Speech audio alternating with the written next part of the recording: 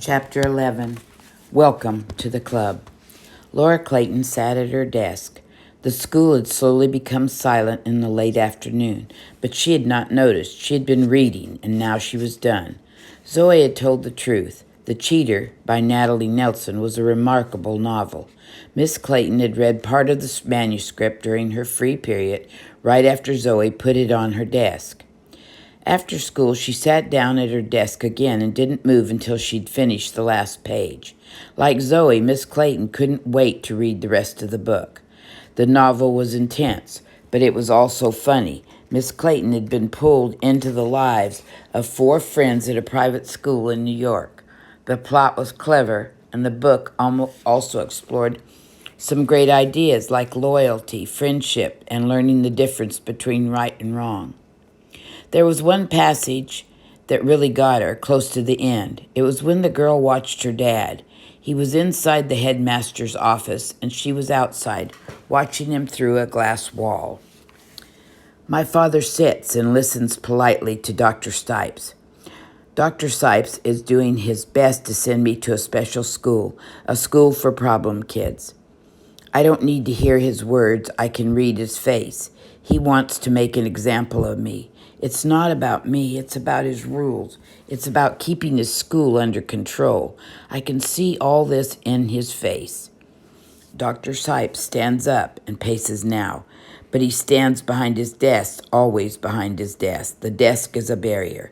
It is a drawbridge. It is the moat of his castle. He hides there.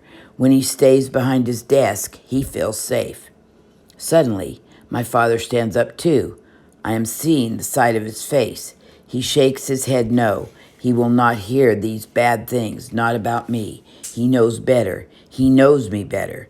My father leans forward. He leans over the desk. Dr. Sipes steps back, as if he pushed by a finger on his chest. My father has asked a question. I can see the question in the tilt of his chin. I can see the question hang there in the air above the wide desk. And I can see that it is a challenge. It is a glove tossed into the drawbridge. And Dr. Sipes does not move. He cannot answer the challenge. He does not pick up the glove. It lies there, smoldering on his desk. And I can see my father has won. He has done the battle for me, and he has won. I stand up as he comes out of the headmaster's office. My father smiles at me, and it is like the sun coming from behind a cloud. Come on, Angela, we're going home now. My father walks out and does not look back. Neither do I. There was a power and a depth to Natalie's writing that surprised Mrs. Clayton. If the ending was anything near as good as the first 15 chapters, The Cheater was a book Miss Clayton would buy for herself and her classroom, and she'd also recommend it to all friends. If she hadn't been Natalie's writing teacher for the past 5 months, she never would have believed a 12-year-old had written it.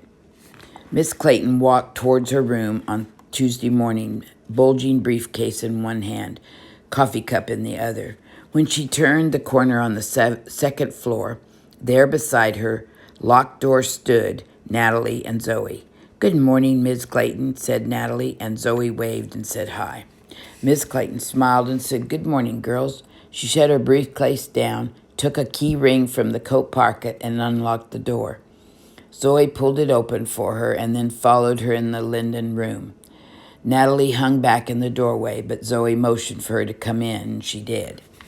Miss Clayton put her coffee on the desk, set her briefcase on the chair, and then walked over to the large wardrobe to hang up her coat and scarf.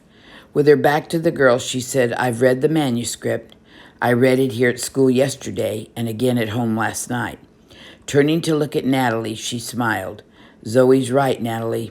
It's an excellent novel, and once you finish it, I'm almost sure someone will want to publish it."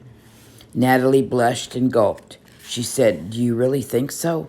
Miss Clayton nodded and said, "Well, I'm no publisher, but I've read a lot of books, and I think I know a good one when I see it." Coming over to her desk, Miss Clayton pulled the manuscript folder from her briefcase and set it on the green blotter. Then she moved her briefcase to the floor and sat down. "Pull a couple of chairs over here and let's talk about this idea for a club." The girls took off their coats and sat. Zoe on the left and Natalie on the right. Ms. Clayton said, "Now, since this is New York City and we know a lot of publishers are located here, we could just open up the yellow pages and find the addresses of 3 or 4 publishers. Then when Natalie finishes her book, we can send the manuscript to one of them, or maybe even to 3 or 4 at once. I'll be happy to help you figure out how to do that, and then we can wait and see what happens. Is that what you have had in mind?" Zoe shifted in her chair and said, "Well, not exactly." Natalie said, "You see, my mom works at a publishing company, and I've been there and I've seen what happens when writers just send stuff. If you do what you said, my manuscript will get dumped into a big pile with all the other mail."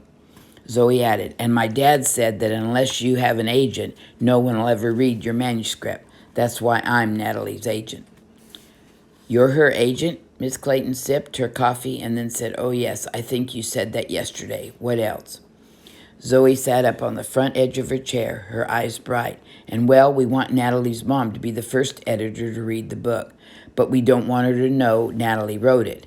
Because you want her mom to be objective, not be influenced one way or the other, right?" said Miss Clayton. And Zoe said, "Right." Then Zoe sketched out her plan.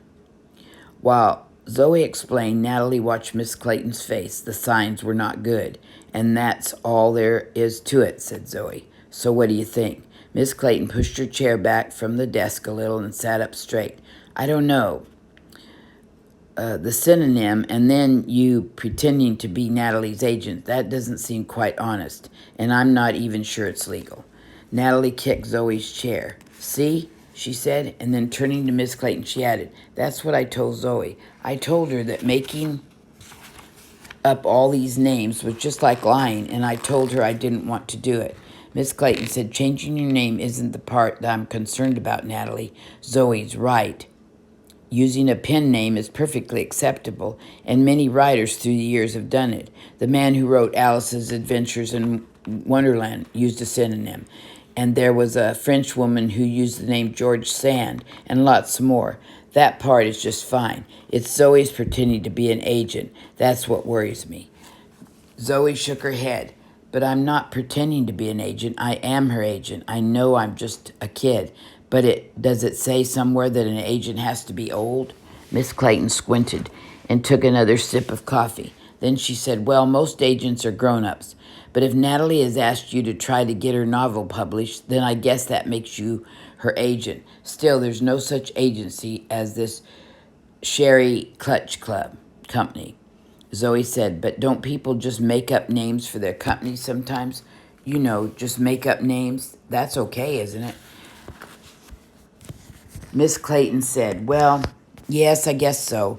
So I'm making up the name of a new company, the Sherry Clutch Literary Agency," said Zoe. Natalie said, "But you said your name was going to be Sherry Clutch." Zoe gave Natalie a withering look and said, "Not if our advisor says it shouldn't be. If that's a problem, then I'll just use my own name. So it'll be contacting your mom from the Sherry Clutch Agency." Natalie snorted. "Yeah, like my mom won't know right away that it's you." Zoe wheeled to face Miss Clayton. "People are allowing to have nicknames, right?" Miss Clayton nodded her agreement, but looked puzzled. Zoe continued, "So I'm going to use the name my grandmother calls me. It's my nickname, ZZ. I'm going to be ZZ from the Sherry Clutch Agency, ZZ Reisman." And when Zoe said her last name, it sounded like Raceman. Natalie said, "Your name doesn't sound like that. It sounds like rice, not like race. And besides, when you sign a letter, the spelling will still be the same, and my mom will know." Zoe snapped back. "I'm not the only Reisman in New York City, Natalie. Open up the phone book. Go ahead, take a look. Tons of people spell their name like mine. And who says I have to say my name to sound like Reisman? Who says I can pronounce my name any way I want to? Isn't that right, Miss Clayton?" Miss Clayton, now a referee, nodded again in favor of Zoe. Zoe was in full agreement mode now. "So here's how it works. It's okay for Natalie to become Cassandra Day because she's an author, and it's okay to name a new company and call it the Sherry Clutch Agency, and it's okay for me to call myself ZZ Raceman because it's still my real name, and I'm just changing it a little to protect the identity of my author. So I guess everything's okay, right? Zoe looked from Natalie to Miss Clayton. Miss Clayton looked from Zoe to Natalie, and then Natalie and Miss Clayton both looked at Zoe. Miss Clayton sighed and said, I should probably get my head examined, but I have to agree with you, Zoe. I think everything you described is perfectly legal, and the novel is certainly real, so it's not like you're trying to commit a fraud on anyone. So, Miss Clayton reached across her desk and shook Natalie's hand, and then Zoe's. She smiled and said, Ladies, I think we have a publishing club. So what's next? Any ideas? Natalie said, Ideas? That's Zoe's department, and you're going to be sorry that you ever asked. As it turned out, Natalie was right.